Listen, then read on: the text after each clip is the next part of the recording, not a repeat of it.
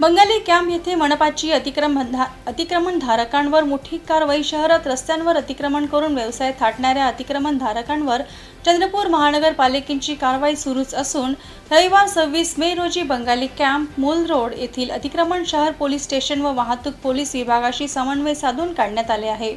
शहरातील विविध भागात मनपाद्वारे अतिक्रमण निर्मूलन मोहीम मागील काही दिवसांपासून सातत्याने सुरू असून शहरातील अनेक भागातील अतिक्रमण मोठ्या प्रमाणात काढून रस्ते मोकळे करण्यात आले आहे। फुटपाथवर केलेली पक्की बांधकामे, दुकानांसमोरील बांधकाम केलेले रॅम्प, कच्चे व पक्के शेड तोडून फुटपाथवर ठेवण्यात आलेले साहित्य सुद्धा जप्त करण्यात आले आहे। कालच्या कारवाईत रस्त्यांवर अनधिकृतरित्या आलेल्या दुकानदारांचे अतिक्रमण काढण्यात आले आहे। त्याचप्रमाणे पत्र्याचे शेड लावून फुटपाथवर अतिक्रमण केले असल्याचे आढळून आल्याने त्यांचे अतिक्रमण जेसीबीद्वारे काढण्यात आले।